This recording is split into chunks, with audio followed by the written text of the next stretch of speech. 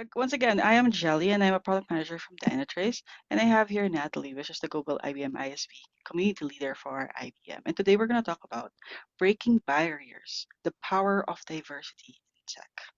So let's start off with the question, um, what is diversity? And most importantly, why is it important? So diversity, hopefully everybody knows, but in case you don't know, diversity is the presence of a wide range of differences and or similarities among set of individuals or groups. So it could vary from race, religion, gender, age. It could even vary from knowledge or experience. It doesn't have to be something that, you know, um, very visible. It could be knowledge and experiences as well. And the importance of diversity, besides from the obvious, which is like, better decision making, increase of employee engagement, if I'm going to talk about workplace diversity, there are a lot of researches right now. And one I could show is McKinsey and Company created this research about diversity for better financial performance. So in a workplace, back in 2015, when they did the research about ethnic diversity, gender diversity, they saw that there's this great performance in the company itself. So they said, hey, having diversity in your company is actually great. So they continued doing this survey, and year after year, so one is in 2015, the other one is in 2018, the other one is in 2020, and now in 2023, they did another survey, and they show there's this great growth in terms of performance of the companies in comparison to those companies who doesn't have diversity. Basically, it just proves that in workplaces, especially in financial workplaces or in IT workplaces like us, there's this great improvement when you have diversity in your workplace. But now let's ask the question. Let's ask the audience. Natalie, do you want to ask the Yeah, audience? Yeah. yeah. How do you feel about the current level of diversity in your workplace? And we can use this chat for this one. So type A if you're happy with the current level of diversity in your workplace. Then type B if you believe there has been some progress in promoting diversity, but of course there's still room for improvement. Or type C if you feel that the current level of diversity is lacking. I would type, can I type? Oh yeah, I Yeah. can type. Yeah, but I would type B, right? There has been a lot, right? But of course, there's always room for improvement. B, okay, I'm glad I'm seeing Bs. Oh, perfect. Getting more diverse as Wow. the time goes on, but it's pretty good. Awesome. Oh, I love Yes. that. I really Wow. love that. Kevin says A as well for him. Jerry And is B. and I'm glad I didn't see any Cs. I'm glad. So Louisa says uh, A. It's good where I am, but interesting to see how it compares to others. exactly. Yes. So no Agree. Cs. That's good. So far. Yes, For, so far. mhm. Okay. Now in the next slide, we Wait, could personally for me, how about you, Natalie? What's your answer? Your my answer answer is will be B. yeah. B. For me, actually, my answer would be actually A. In at least in my workplace. So I'm still glad there's no C's. It's pretty good, and I want to clarify. It's pretty good, but I think there's always Hmm. room for improvement. And the reason why I'm saying is because of the current climate, especially in the Hmm. US. Is Okay. that's mainly. Now, the real challenge is for most organizations, it's not a priority, right? It's not a metric that you show every quarter to your investments. It's not cash flow, it's not revenue, right? It's not a profit share. When there's a change of leadership, normally they some leaders will start strong, but then they lose momentum, right? Hmm. And I think a lot of managers would say, well, if I'm hiring someone diverse, that's I have diversity. That's enough, right? I have someone maybe from Mexico, then I have, right? I have diversity, and that's enough. But that's not. That's the first step. Now, I I didn't want to show the whole article, but there's an article in Forums that I thought it was amazing. It says that roughly 57% of employees feel their company can be doing more, and 41% of managers admit to being too busy to implement diversity inclusion programs, right? And I agree, right? The program itself, it's it's a lot, Mhm. right? Imagine you as a manager, you need to manage your people, you need to do your work, and on top of that, create a program for Mhm. diversity. Then companies with greater diversity are 70% more likely to capture more markets. Why? Why? Because customers feel more connected if they see someone like them, right? So, of course, they're more successful. Now, 60% of candidates research a company online before applying for an opening.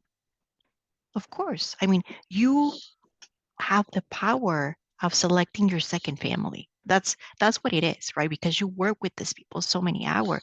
So you have the power. And 1 in 3 will not apply for a position at a company that lacks diversity. Yeah. That's that's huge.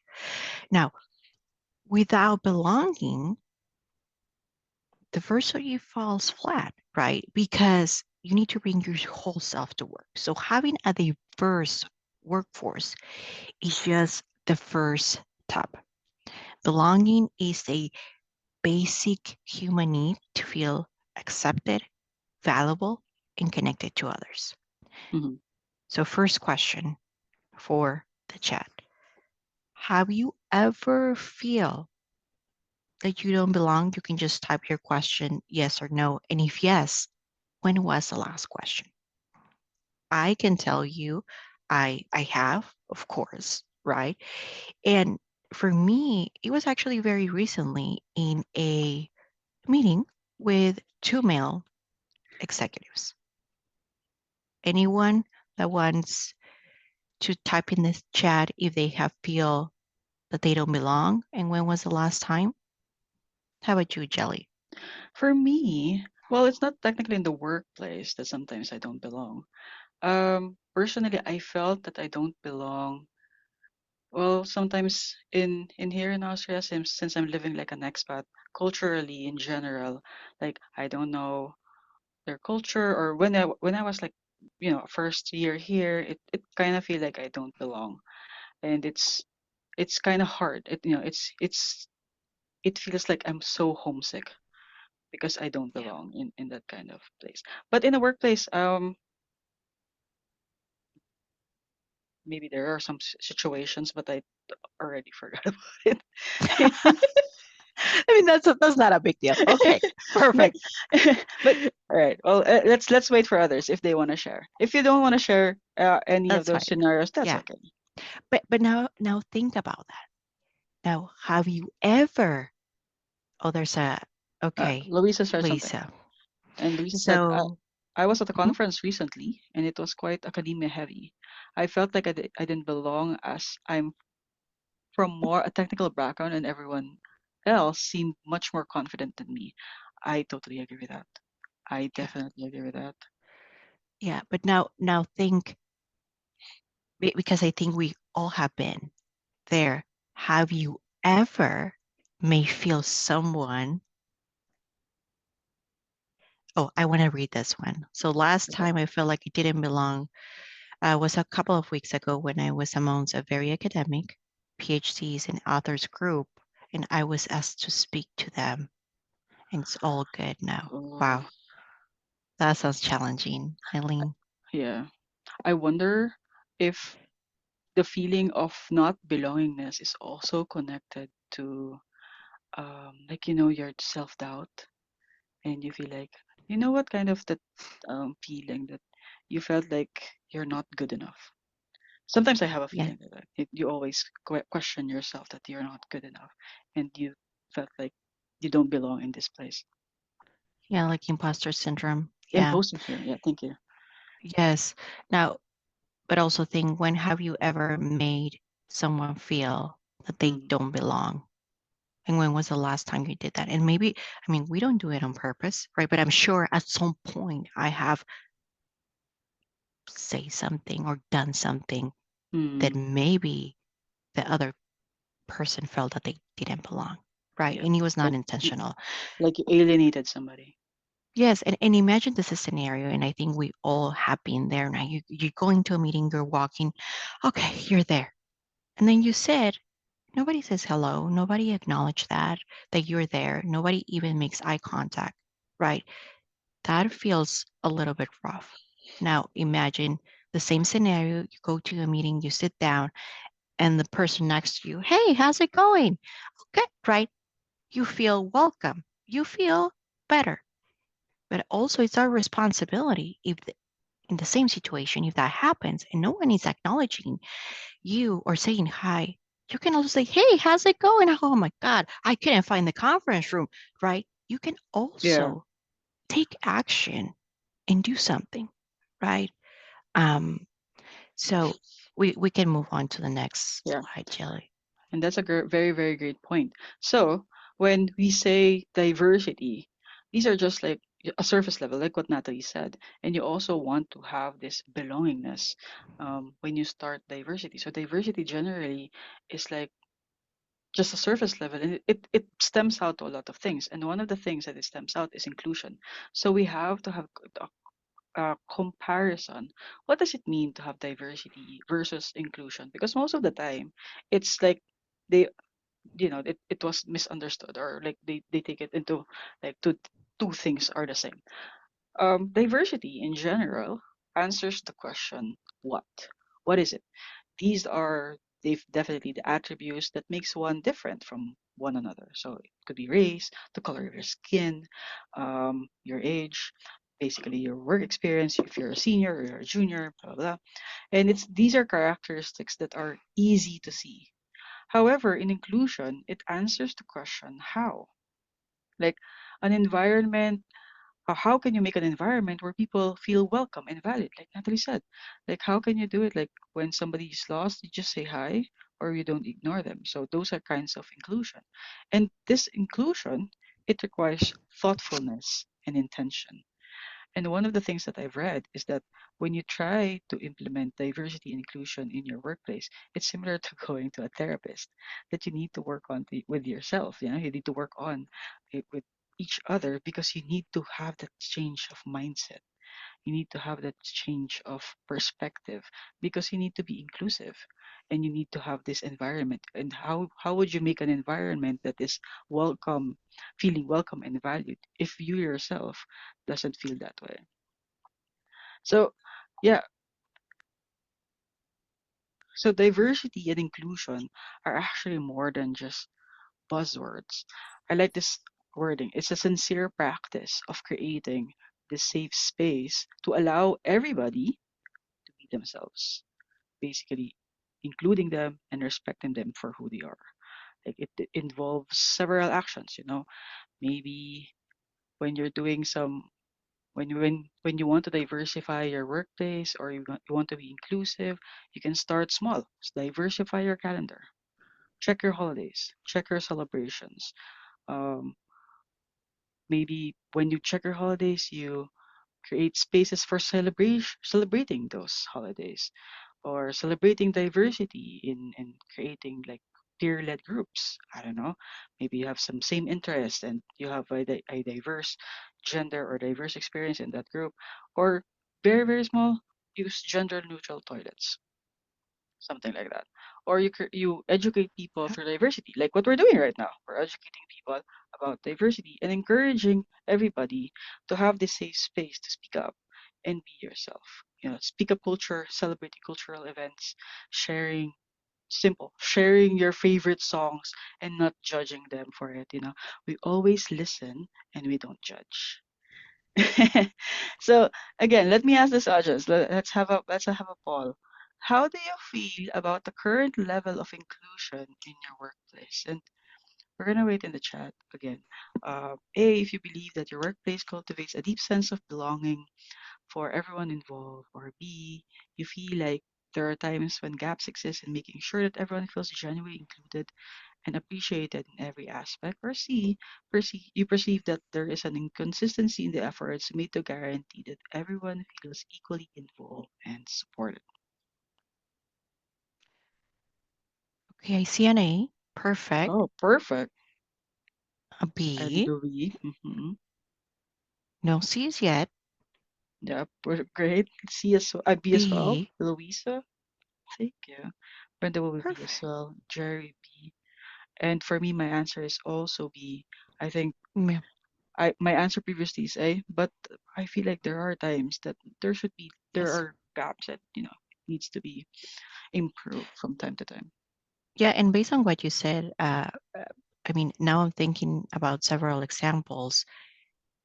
We are a US based company, right? So normally when you send a meeting, you don't go there and check, oh my God, it's Ramadan, right?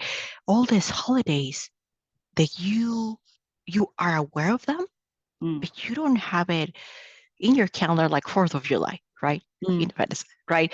So that we could we could be better, yeah, definitely. yeah. I always like when somebody celebrates Asian Heritage Month or just even Women's Month. I always love that and I appreciate it. For me personally, I appreciate that. But we Yeah. always have to improve that. Everybody should be celebrating those kinds of things, celebrating diversity. Yes. All right. Okay. Confronting unconscious bias. This is an interesting one.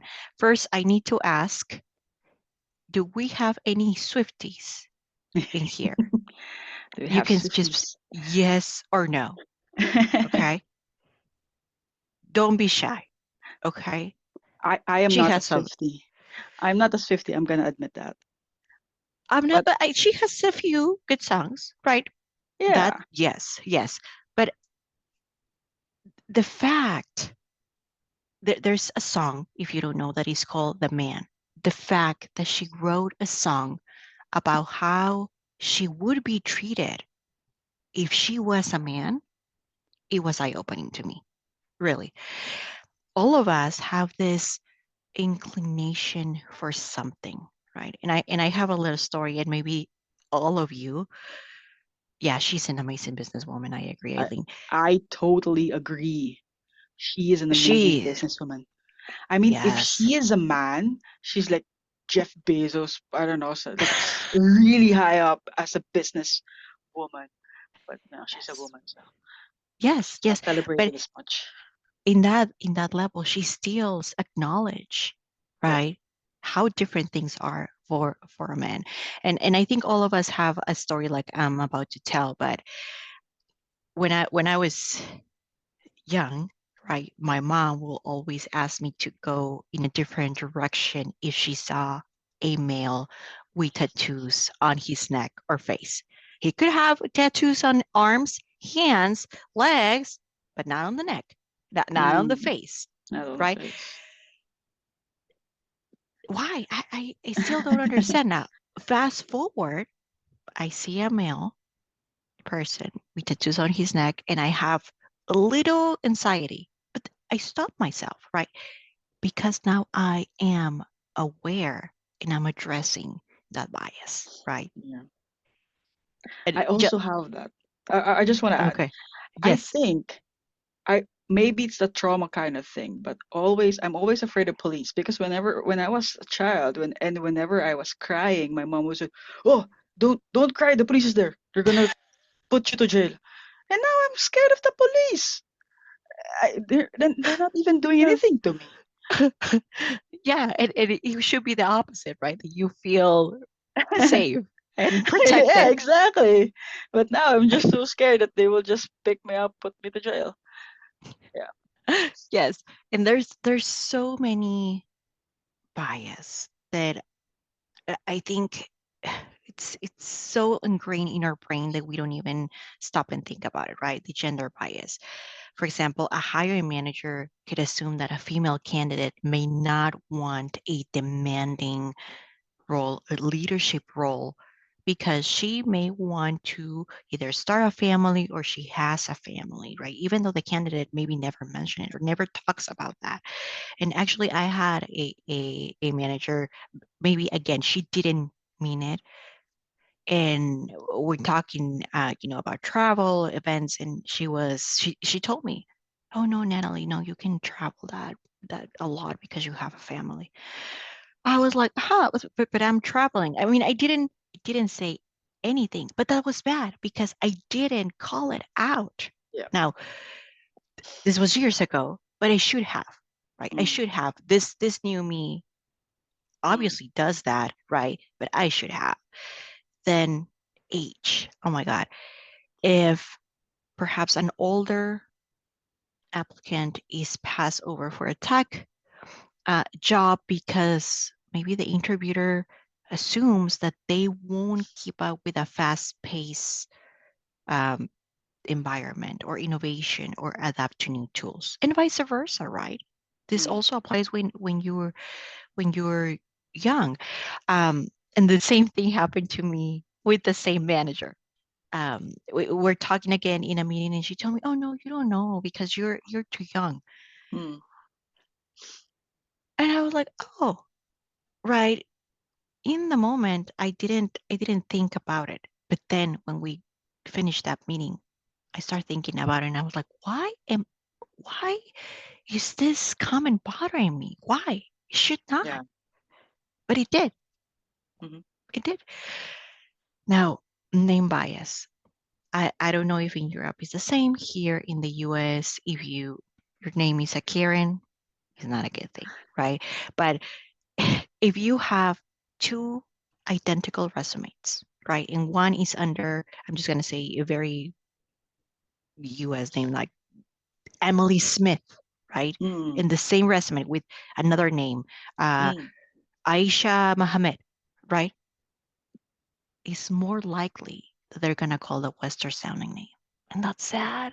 That's sad, Yeah, right? that's it. Because there have been studies about that. They have the same qualifications. Yeah. It's just the name because of I the think, bias. yeah, I think there is just also research that most immigrants, maybe Chinese, I'm gonna go with the Chinese immigrants, they have their own English names, or even Koreans, they have their own English names, simply because like there is a bias in terms of name when you're called, I don't know, Lee, I guess.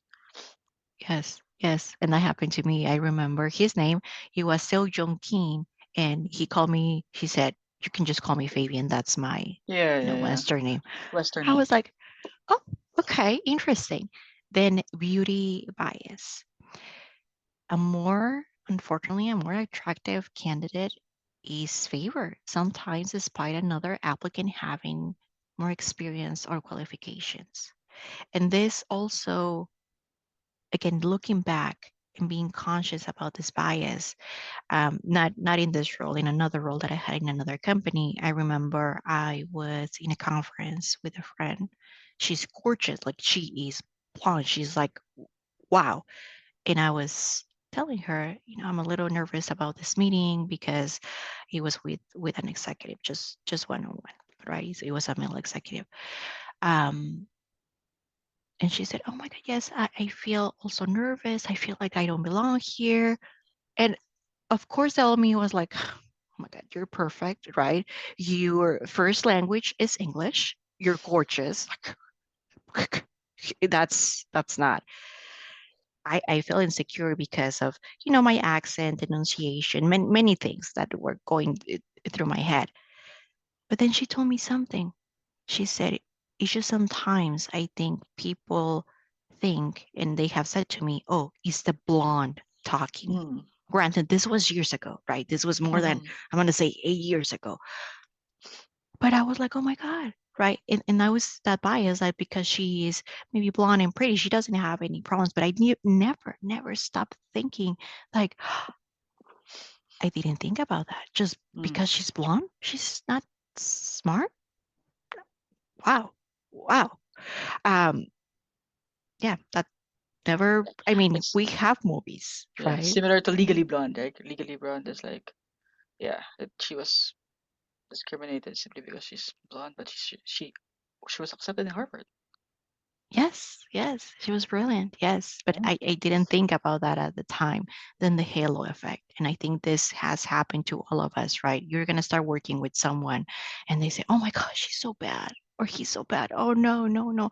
I had a terrible experience with him. And then you go into that meeting thinking, oh my God, this is going to be so bad. But it's not, Yeah. right? Or the I'm opposite. yeah. I'm guilty of that. I'm trying to change myself, but I am guilty of that most of the time. It's like that Yes, feedback kind of loop, right? yes, or the opposite, right? Oh my God, you're going to work with this person. She's amazing, right? She's going to be super. You going to that meeting is like, oh, okay. Well, it was not what I was expecting. Then, and it's a little bit about conformity bias, right? If let's say if during a panel interview, one of the team member or one of the managers or executives shows a strong preference for the candidate, the rest of the panel is going to agree, right?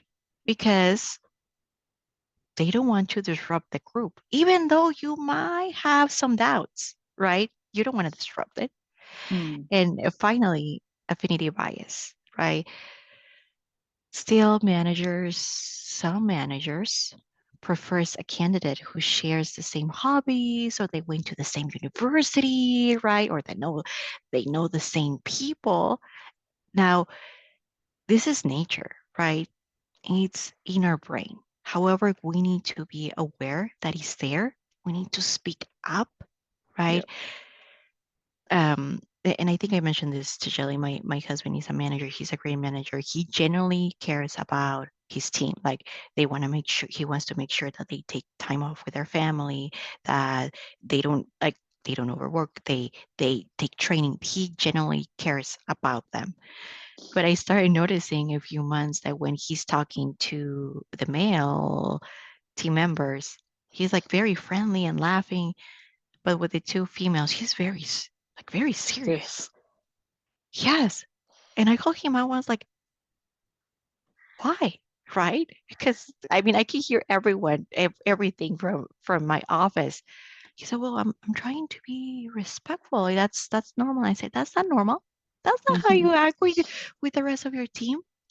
He was like, oh, Yeah. interesting. I didn't notice. He didn't notice until I mentioned it to him. Yeah. Yeah. One of the unconscious bias that I experience is mainly focused on introverts versus extroverts. You know, I before I don't notice it as much, but now I'm very aware of it that, you know, when somebody's an introvert and somebody's an extrovert, normally you favor somebody who's an extrovert because they are very extroverted, very friendly. But if you look at it deeply, maybe their skills are the same, and when you're trying to promote somebody, sometimes the extroverted gets the promotion simply because they can market themselves, just marketing in general. And that's an unconscious bias that we normally have as well. Me, I have that as well, and then I'm working on it also. Yeah. Okay. Well, all right. Well, yeah, these are all right. So, well, these are the unconscious bias that we have, and how do we fight all of this? How do we make it better? What is the secret sauce to make diversity and fight all of this um, unconscious biases? Well, the secret sauce is simply you, whoever it is that you're looking at the screen, you are the secret sauce. Why? Because simply all of this work starts with you. When a company implements DEI or diversity, it starts with you. You need to tap on into your own self. You need to check, hey, what do I have unconscious biases? Do I have all of these things that they're saying? And you need to work on it basically. If you're not used it, you need to have that intention. You need to have that sincere um want that you want to change yourself so that you will be aware and be inclusive and be be will have that and create that environment of belongingness. You have that commitment as well, and it always starts with you. DI would only work if you are committed, and also you have the intention that you want to change Hmm. yourself. So for me, if I would use analogy, DEI or diversity and inclusion is like this champagne tower. When you embody diversity and inclusion, it reveals itself to others. And when you practice, um, when you practice inclusion, it shows. People see that, and people are drawn to you. And when they are drawn to you, it means that they are also inspired to do the same thing. So if you are in leadership right now, you and you are committed for inclusion and to apply diversity in your workplace, the people around you, the people who follows you or who listens to you, would do the same thing, and it will trickle down to several kinds of things. So if there's leadership commitment, it will trickle down to inclusive decision making. There will be open communication. Celebrating diversity would start. Diverse hiring practices would start. Mentorship programs would start. I'm gonna share what happens in our company, and I like what's happening right now in our company is that our leadership is committed in implementing DEI, and what they said is that they want everybody to thrive. And it means that we have this speak up culture where you can actually say whatever you want, and it is a safe space. Nobody would judge you, nobody would retaliate, but there's a rule of no retaliation, of giving your feedback. And in terms of decision making as well, of course leadership still decides for themselves so whatever is the best, but they do listen to others, and they ask feedback consistently so that they could have more information. They would have this informed decision making. And in Dynatrace as well, they do like resource groups. It's called ERGs, employee resource groups, and it's a resource group where we have Asian group or Asian heritage group that celebrates our people of color group, and the LGBT group, any group that they could create, creativity group. Actually, there's photography group as well, DIY. Yeah. So these are like of resources groups that are very helpful, because it promotes belongingness. It promotes a safe space for everybody to be who they are. How about you, Natalie? What happens in IBM? Yes, yes. So in IBM, we do have employee resource groups as well for women, Black IBMers, Hispano Latino Mm-hmm. network groups. They offer mentorship. There's advocacy. There's events, special events Mm-hmm. for Events. those, yes, for those groups, virtual and face to face. They also have, and this is something that I like. It's the ESG, the Environmental Social Governance Report that is published.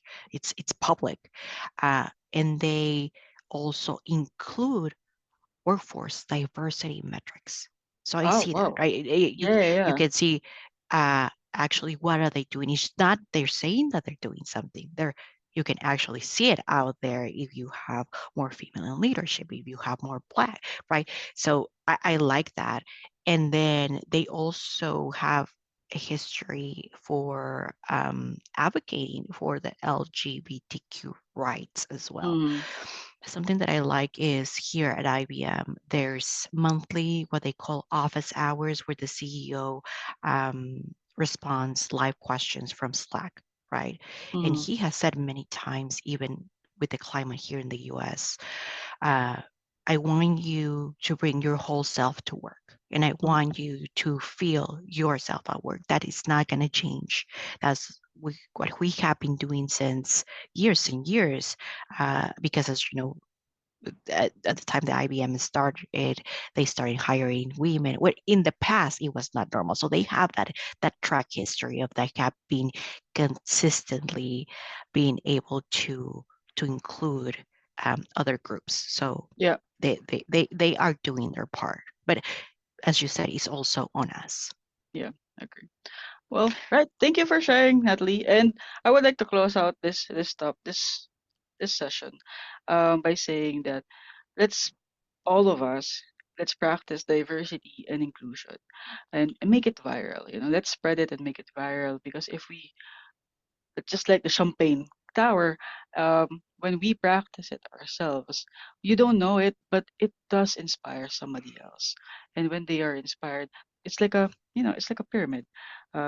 But it's not a scam. It it will spread to everybody, and this community of inclusiveness and diverse and belongingness would spread out all over, especially in our workplace. Thank you so much Yes. for listening to us. And if you have any questions, please feel free to add it into the chat. And please don't forget to give us feedback. Any feedback counts. So yeah, please don't. It is a safe space. I'm gonna tell you, it's a safe space to give Exactly. feedback. No retaliation whatsoever. We are happy to receive any kind of feedback because I always believe that any feedback would help me improve how I do things. Yeah. No Right? retaliation, but we can go to Ireland. We can go. Okay. Thanks a million for an excellent session, ladies. There doesn't seem to be any questions in the chat, but if anyone wants to unmute themselves or anyone wants to come on camera, they're welcome to ask questions as well. Yes, feel free. We're Like, a very lot of what you friendly. said is really good. One of the nice things is there's a few people from a few of my colleagues on, and it was nice to see that every time you did a poll, we're doing pretty well. Our diversity is not bad. You know, I think over the last 15 years or so, it's getting more and more diverse all of the time, which is great. That's really good. Yeah. It's Yeah. like so many different people from different cultures, and you have to be very aware of not just different cultures, but different cultures have different ways of thinking. So the way you speak to some people might be considered what might be considered polite or nice to some people might be considered a little bit over the top or brash to others. Yeah. So you do need to be kind of aware of that as well. Yeah, agree. Yeah. Well, all right. Well, I guess nobody has any questions. Again, thank you so much for attending. Thanks a And I million. hope you enjoyed something. I hope you learned something. Thank you. Yeah. So Yeah. Thank you. attendees, please remember to give your feedback. This was the last session for the Women in IT stream. One of the things we do very deliberately with Women on IT at GS UK is we, hang on, just admitting somebody. One of the things we do very deliberately with GS UK is our WIT stream is a very small number of events so that people can get their technical training for the remainder of the conference. So there's some amazing sessions. Do you want to plug yours now, Jelly? Yes, I have a session tomorrow, and it's called I forgot the title, but it's about transforming mainframe performance to enhance efficiency. So I hope you would attend that one as well.